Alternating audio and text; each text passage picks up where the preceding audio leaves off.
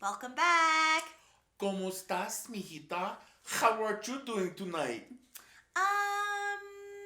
I'm sorry. What did you say? I said, hola, how are you doing tonight? I don't know if that's Puerto Rican, Cuban, I don't know. But in lieu of the Super Bowl halftime show, I decided to talk like this whole episode. Not really. I'm just kidding. Speaking of the halftime show, Are we just going to go into it? let's just fucking do it. All right. I loved the shit out of it. And if you didn't, fuck you. If you didn't like that, fuck you. I'm sorry. These bitches, I'm sorry, women, rocked that motherfucking house. Yes. Holy crap. Not better than Madonna. Okay. All right. It's debatable, I know. She had her shit 10 years ago. Okay. Right? Anyway, but back to these two girls. I'm going to say something first of all. Women. First of all, this was nothing that you would not see at a Vegas show that are family friendly, the family friendly ones. I'm not talking about like the adult themed Vegas shows. I'm talking like the actual showgirls. Yeah. Look at their outfits. Google it right now. Look at a Vegas showgirl family friendly shows, and J-Lo and Shakira were wearing more than those showgirls were. Yeah, absolutely. So I'm like, what? Like, Shakira's wearing her little like fringe bottom, like fringe top, whatever, and I'm like, that's basic. Like that's whatever. It was fine. Like it showed off just like the right amount of body. Same thing with J-Lo. J-Lo is a fucking performer. Yes, and then even people were talking about her bodysuit see-through. No, that whole, other than like her shoulders and right where the bosom start, everything you could see it's lined. Yes. Oh my god, and the moves were fantastic. The pole dancing. They have pole dancing classes for mothers, daughters, family, because it's a great workout. Yes, and that bitch spent all that time getting ready for that fucking movie. Why can't she show it off? I want to see more of that shit. I know. It was ridiculous. So why do you think people were so in arms about it? I know there are many factors what people are saying, but what do you think, Olivia? Your true gut instinct of why people were so, and I said why, not white people. Why people? So there's like a lot of different controversies within this one thing. So a lot of people are like, how come all of these songs are like not in English? First of all, they're in fucking Miami. That's all I have to say. They're in fucking Miami. Miami Beach. And on that note, it was a Latin flair. They toned down what they could have did with Latin dancing. Oh, for sure. I mean, Shakira, yeah, I mean, that girl can move like nobody's business, but she toned it down. Have you seen some of her videos? And of course, J-Lo, I could go on and on and on about that, but I think the core of it was because it was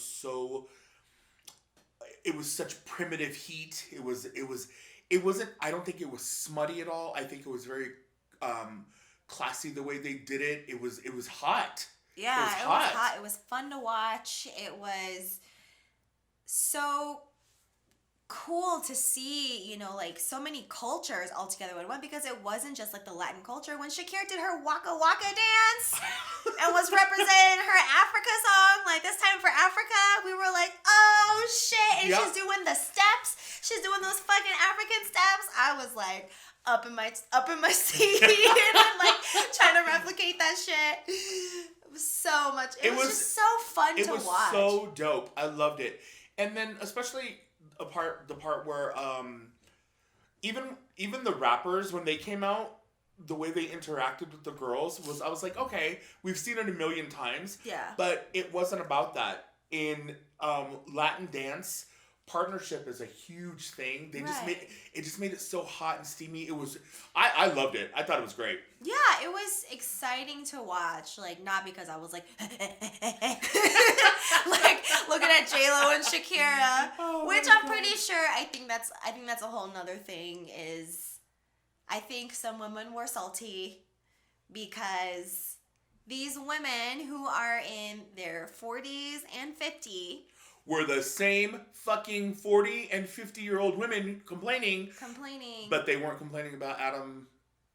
What's his name? Adam Levine. Yeah. Were they complaining about him? Nope. No. When he took his shirt off? Oh, okay. The fucking power slide.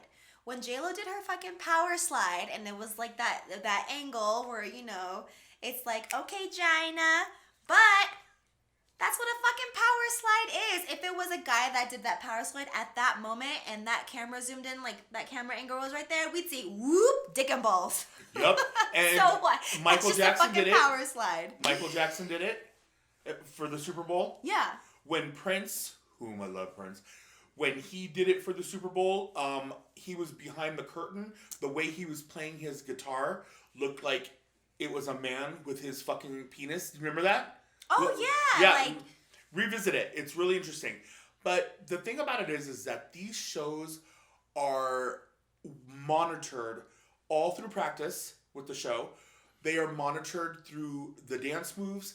And I'm pretty sure the NFL has word to say, nope, cut that, that's fine. They're not going to go on stage and do something that the NFL has not seen. The NFL, mark my words, wanted that because what did it do? It generated free press. It got people talking for something that it has nothing to do with the fucking game itself. And look at that. And they made millions off of it. Yeah. That's all I'm saying. But anyway, all right. I think it's time to move on to the next chapter in this episode. Now I sound like fucking Charo. Could you? Okay. Anyway, so we decided to do something really fun. I think every episode is fun. We are going to talk about a few items, products, things that are discontinued that we really fucking miss. Oh, yeah. Mm-hmm. Okay. I'm going to go first since go ahead. I can't shut up. My first one, as a child, as a teen, as an adult, I still think about this. I still crave it. A lot of you people my age will know what I'm talking about. Olivia, you might not. McDonald's had something called the McDLT. Hot side hot, cool side cool. And it was so delicious. Of course. Do you know anything about the McDLT? It's a fucking BLT, right? But instead of bacon, it was their hamburger patty. What? Yes. I'm not even kidding you. You can still, and it came in this long ass styrofoam container. If you can, like this big, and one side was hot, and it said hot side hot, cool side cool. It was the best thing ever. I know. Everybody Google it. Olivia, Google it. You'll see what I'm talking about. Anyways, next. Wait, so it's a sandwich. It was a sandwich. So you know when you remember the old school styrofoam containers at McDonald's? Yes. Okay, imagine one of those completely flat opened. Okay. But longer, and there was a top equally as long that went on top of it, and they were separate. It's weird because they were separated. Let's try to put a picture of this up. Okay. So anyways, and on the top of the writing, hot side hot, which was the bun with the meat, and then the cool side cool was the bun with the lettuce, tomato, and mayo. And it was the McDLT. I know. Shit. Okay. Anyways, it was delicious. All right. Okay, so I thought we were like doing like makeup stuff too, but oh, I got some makeup stuff. Okay. But if we're talking about like discontinued like foods and shit, I miss my 90s snacks. Like which ones? Doritos 3D. Remember the 3D Doritos? No. They were Doritos that were smaller and they were like little Doritos and they were puffed. What? Like a little puffed Dorito, like in a little like Pringles can looking thing, except it was plastic. And so more of like the Lay's chips, like okay. Whatever. Concept, yeah. But it pretty much was like a mix between like a Bugle and a Cheeto. What? I've never even heard of it. Shit was the Doritos 3D. That sounds really good with a McDLT. And a Surge? So I've never had a Surge. Really? Nope. Good for you, because that shit was so good but so bad. Yeah, wait, that's discontinued, right? Yeah. Okay, yeah. Sometimes like they bring it back every now and again, I think, just for like hype, but interesting. It's like more sugary and brighter than Mountain Dew. Oh God, sounds terrible. It's terrible, You liked it? but it was good. Ugh. Okay, well, since we're on that note, you know what I miss? What? I know you don't remember this one. Smurfs cereal. What? I'm not a big cereal eater. So anyway, it was Smurf cereal, but it was blue. Shocker.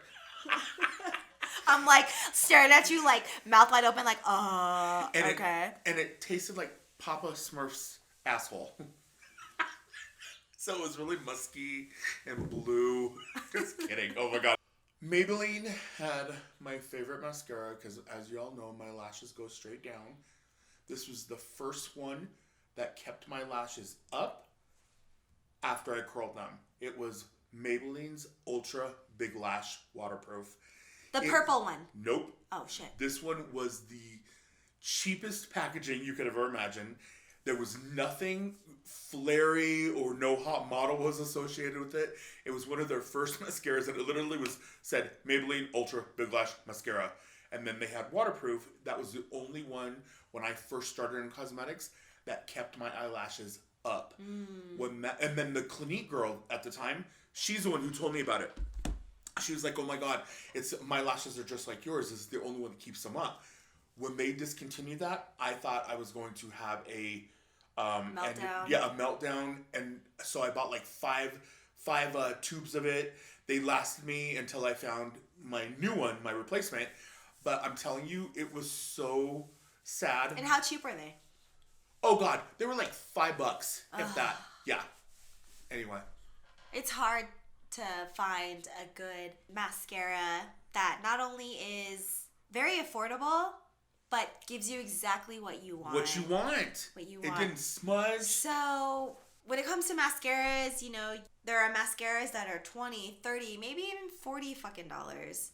And then you have your really cheap, shitty mascaras that are 99 cents and up. And I've paid like $30 for a mascara before. And of course I paid less than 99 cents for a goddamn mascara. Are they the same? No, not all the time. But for the most part, sometimes you find really good expensive ones, and sometimes you find amazing affordable ones. And again, it's like you said, it's all based on what your lashes want, what they do, how they are, how your hair is. You're not wearing false eyelashes today. No. What the fuck's going on? Girl, you fell off. Shut up. Okay. 2020, I'm not falling off anymore. You fell off, girl. Ugh. No, you look perfect. Thanks. Okay, so my next one. Okay, I already talked about her earlier, whatever. But I'm sorry, it's a great fucking fragrance. Madonna's Truth or Dare perfume. It's no longer available? Nope, no longer. You cannot find it anywhere. There are like a few bottles left on Amazon, and they are absolutely like $300. It's called Truth or Dare. It was based off of Robert Piguet's Fracas. So it's straight tuberose, vanilla, lots of patchouli, and oh God, I'm gonna kick myself in the face for not remembering the last note. Gardenia.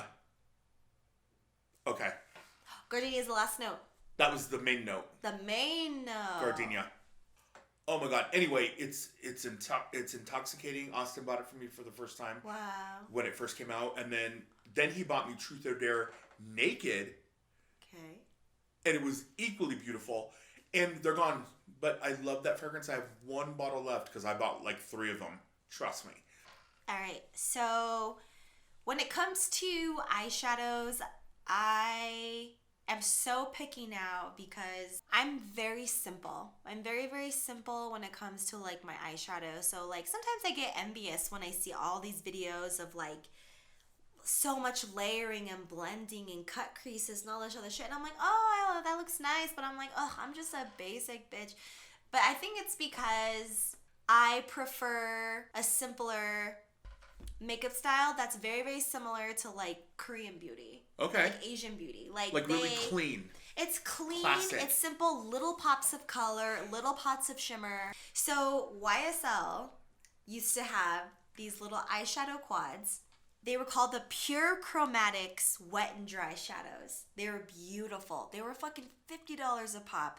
But lucky for me, at the time when I was working at the beauty retailer that had them, we got to like keep like some of like the testers, like the unused testers, a couple times during the year, and I would always pick those because the way that the formula is made, they're actually a liquid and then they're poured into the thing and then they dry. I do remember those now. I'm over here and like... all you had to do was just like wet your finger and like use your finger in it, and as soon as you like glide it on your eyes, oh my gosh, I would get so many compliments. I'm like, what's your eyeshadow today? Oh. And I'll make some shit up like, oh, I'm using this one. And I don't know how many times these ladies have been like, you're fucking lying. What is that? Like, that does not look like that. And I'm like, okay. And then I'm like, sorry, like, they don't make these anymore. And I'm like, damn, bitch, then don't wear it. If you can't tell me what it is, I want to buy it. And I'm like, sorry, girl. I remember those. Yes. I love that. I think I had at least 8 or 9 Did you go through them all? Okay. I didn't go through them all. I still have some of them, but, you know, makeup does go bad. Throw them away. I know, but I hold on to them so I can Throw just fucking look at Awesome. them. I just want to fucking look at them. I They know. do have like makeup sanitizers. So if you are consistently on a regular basis sanitizing your eyeshadow palettes, makeup palettes, things like that, they don't go bad as fast because bacteria, breeds on shit for a long time. That's why especially when I see foundation powders. When somebody pulls out their foundation compact and it just looks like creme brulee, and I'm like, bitch, nope. Let's get you a new fucking powder. You said creme brulee. It looks like creme brulee when like the oil Oh my filled. god. Have you ever tried the Scotch tape trick though? On that? Yes. It works. It works, but you're right, creme brulee. There's a certain point where you have to like chisel that shit off and then like start fresh. Whatever's left of that powder. I tried my best to conserve as much of the makeup that I do have because I'm a cheap ass and I can't let go of anything that's like expired, but this bitch said creme brulee. It looks like fucking creme brulee. And we have to make those all the time, so I know exactly what... Anyway, okay, I'm going to do another fragrance because as we all know, fragrance can come and go at the speed of light. So, Givenchy had a perfume called En Descente. It was part of their organza line. If anybody knows about this, you will know what I'm talking about. The bottles were shaped like women wearing flowy dresses. So, I always look for this particular perfume. It was a smoky, sweet cigar, vanilla, caramel. It was everything that pink sugar would want to be if it grew up. Okay. And was a sophisticated woman. It was, I would get compliments daily, hourly, seconds. Animals loved it. My cats loved it. You cannot find it anywhere. And you know what drives me batshit crazy? What? When I go, oh my god, my favorite was En Descente. Oh, organza. No, organza is totally different. Yes, that was the sister of En Descente, but En Descente was a true original. Oh my god. And then when I'm on that note, so I don't forget, do you remember the Gap fragrances?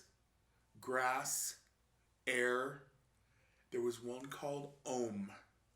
From the Gap? The Gap. Okay. Om. I wish they would come back with those just for, what are they called? Throwbacks? Oh, yeah. Ugh. Gap, please. Please bring those back. Just Om. Okay. Next.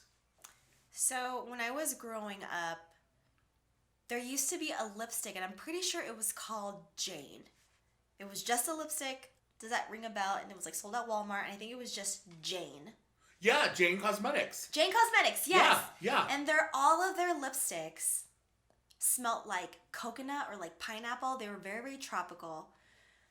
But at that time, the way that I wore like my lipstick, I was in 5th grade actually when I first started buying these lipsticks. And I got like this beautiful like dark brown color. But because it was brown, but it was soft and kind of pink. And then I would layer this frosty, like, nude-ish tan on top of it. Oh, it took me back to the 90s. Like, oh, that was my favorite shit. And I know I can do that shit now with, like, different lipsticks, but it's not the same because that shit smelled like coconut and, like, pineapple. Oh, it was my favorite. And I remember I was in 5th grade. What year was that? That was probably 1999. Oh no, I wasn't repressed then. I could wear makeup. But yeah, it was like 1999. I was in 5th grade, and I remember this. I got it at the Walmart on Platte because me and this other girl, we were fucking 11, 12 years old. We snuck out of the house in the middle of the night on the south side of town on Platte to fucking go to Walmart. What? And I stole 2 lipsticks. What the Those fuck? were the 2 lipsticks that I know. I was so bad. Those are the 2 lipsticks that I stole. And I rocked that shit all the time. And then my mom found them and was like, oh my god. where did you get these? Oh my god, she found out that you stole those? My mom fucking knew. She was like, you ain't got no money. Where'd you get these? And I was like, But yeah, anyway, so I love those lipsticks. Wait, did you guys walk? We walked in the middle of the goddamn night on Platte. Because it was 24 Shelton. hours. Yeah. She left off of Shelton and fucking Platte. Oh, shit. Can you believe that shit? Y'all are lucky. I know. Back in those days, like in the 90s, you never knew either. Anyway. Okay. I miss the whole entire line of Juicy Tubes. From Lancome. Oh my gosh, what the fuck happened to those? I don't know. They're so hard to find. Yeah, weren't they wonderful? They didn't have a lot of color, but the consistency was so perfect. It wasn't too glidey. It wasn't too sticky. And I will never forget when Beyonce was still a Destiny's Child. She did a, oh my God, if I'm wrong, forgive me, but I'm pretty sure she said that Juicy Tubes was the only lip gloss that she could wear in the video shoots where her hair didn't get stuck to it. Oh, shit. Yeah, and I don't know if Lancome heard that and ran with it, or if the magazine at the time. But yeah, isn't that funny? I had no idea. Yeah, but they were so glittery and beautiful. I miss those because they were always either a really good gift with purchase. Well, that's one thing that I love about Lancome is they have amazing gifts with purchase. And when they did have like the full collection, not only were like the colors really pretty, even though they were pretty sheer, but they smelled delicious. Oh my God. And the packaging, they were just so pretty. And then Victoria's Secret had their knockoffs, right? They came out with their lip glosses. Yep. Which, you know, like... Wasn't it called like Vicky's Juicy Tubes? Yeah, I don't think so. I don't think so. Okay, I thought that was funny as fuck. But I don't think so. Was it called Victoria's Secret is that she stole the Juicy Tube formulation? Oh. Oh, God. Oh, you know what? I missed the whole line of prescriptives. Tell me more about prescriptives. Because... So, my first step into prestige cosmetics was prescriptives back in the day. I ended up being with the company almost 10 years. I ended up with their counter manager. As their counter manager, I worked at both locations, Foley's and Dillard's. Foley's. I know, Foley's, right? Oh, my God. And it was the first makeup line to cater to Black and Hispanic women because back in the early 90s, shades did not go past a light tan, if you will. If there were numbers, it was 1, 2, 3, and 4. And 4. That was it. That was it, yeah. Prescriptives had custom blend. So we actually made our foundation and powder at the counter. So it went, if we're talking numbers, one is the lightest. Prescriptives was the first one to go all the way to 25. Wow.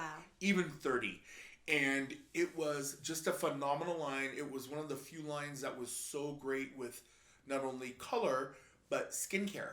Their skincare was amazing. You can still get them online, but it's not the same as going into a department store and dealing with somebody that looked like me. Because when I first started, oh girl, I was a mess. Yes, but anyway, but I loved Prescriptives. They were the ones that brought out Calyx, which is now owned by Clinique. Okay. Because it's sister companies. But Prescriptives was under the Estee Lauder umbrella. It was her trendy line, her trendy company. Okay. So it was Estee Lauder. Clinique was 77. Mm-hmm. And then Prescriptives, I think, was like 83. It came out. But yeah, I loved it. And then they closed all the doors. And then I worked for Chanel for about a year. And then Glamour Shots. And then I was with my retail company since 2007. Damn. Yeah, isn't that crazy? But yeah, so I missed that one. Or since we're on the halftime Latin vibe, I really missed that one. It was so great for the skin. And why do I sound like Hank Azaria in the Birdcage? I don't know what you're talking about. Oh my god, you gotta be shitting me. No. Hank Azaria, Birdcage. Are you serious? I'm fucking serious. Who? No, he should have been in that fucking Super Bowl lineup with Shakira and J-Lo. She worked hard for their money. Oh my god, Olivia, you got to see the fucking Birdcage. Okay, Jesus Christ. He played Agador Spartacus. He was their gay maid. Oh shit, okay. But he never wore shoes in the house because it was in Miami. Oh my god. Anyway. Well, I think that kind of does a full circle, right? Full circle. We started with J-Lo, Shakira, and ended with Agador Spartacus. Full circle. Anyway. So, Friday is Valentine's Day. So, to all of the Valentine's Day people, make your reservations in January. I know people were making their reservations in December for Valentine's Day because if you're trying to take your homeboy or homegirl or wife, husband, whatever, out to dinner, you're fucked. You better go to Cane's. That shit's good too. I know. That's so fucking funny. Okay, you know what? Let's give some tips now that we're on it. Ladies, if you are getting ready for Valentine's Day and you want to wear a red lip, I don't know how many times we said this before, fucking line those lips. Line them. Make sure that if you're using a liquid lipstick or a regular lipstick or a lip gloss, that you experiment with your lip product before. That way you don't have to look into the mirror later and it's all bleeding everywhere because it's fucked up. Yep. That's all I gotta say. One thing that I hate, it's like 2 times throughout the year. During Valentine's Day, a lot of women will wear red lipstick. Mm-hmm. During St. Patty's Day, a lot of women want to wear green eyeshadow. And when you wear green eyeshadow, we'll get there when we get there, but it's like, It's not an excuse not to fucking blend. Exactly. Still blend your shit and still line your shit. Lipstick, it's okay, if you have to do it over and over again, or if you can experiment, but I'm don't just straight up throw on a red lipstick like you would do a regular fucking chapstick, where it just looks a mess, the lips don't look defined. Ugh. No. Hate it. Fragrance for Valentine's Day. Ooh. What do you recommend? I recommend something light and flirty and a little sweet. Yep. Absolutely. If you have a signature, perfect. But you know what? Mix it up. Yeah. Keep the other person guessing. Dang. They really cared. They mixed it up. They can smell your... girl, what the fuck is that smell? Yeah, exactly. They can smell Estee Lauder's beautiful any goddamn day. But try Britney Spears Fantasy, for the love of God. Oh my god, I forgot about that fragrance. Remember that? Well, I hope that everyone has an amazing week. I hope everyone who's doing something fun on Valentine's Day, remember, be kind to your significant other, be kind to your friends, and be kind to other people who are serving you. I was just going to say, be kind to your server. I love you. Will you be my Valentine even though you have Jay? No. That means I want a present. I want canes. Okay, we can share some canes. All right, guys. Until next time, let us know any things that drive you nuts for Valentine's Day.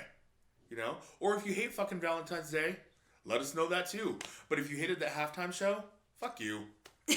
And if you love it, tell us what was your favorite fucking part. Yeah. Yes. All right. Bye.